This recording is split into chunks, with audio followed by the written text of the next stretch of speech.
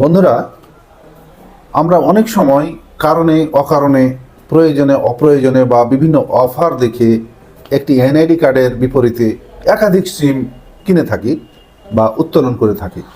এই সিমগুলো অনেক সময় ইনঅ্যাক্টিভ হয়ে থাকে বা অব্যবহৃত অবস্থায় পড়ে থাকে। কিন্তু আপনি চাইলে এই নিবন্ধিত এবং অপ্রয়োজনীয় সিমগুলোকে আপনি আউট করে দিতে পারেন। আর দেখার পদ্ধতিটি হলো এইভাবে: আপনি *16001# এটি ডায়াল করবেন, যে কোনো নাম্বার থেকে এটি ডায়াল করবেন। ডায়াল করার পরে আপনার কাছে এনআইডি কার্ডের লাস্টের 4টি ডিজিট চাওয়া হবে। তো আপনি ওখানে আপনার এনআইডি কার্ডের যে শেষের 4টি অক্ষর আছে ঠিক এইভাবে প্রবেশ করবেন।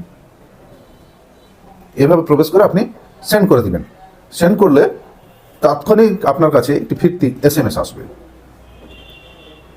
ফিরতি SMS টি এইরকম, এই যে দেখুন এখানে 1 2 3 4 5 6 7 8 9 10টি মোবাইল সিম নিবন্ধন হয়ে আছে। এটি আমার এনআইডি কার্ডে। তাহলে সহজে আপনি দেখতে পারলেন।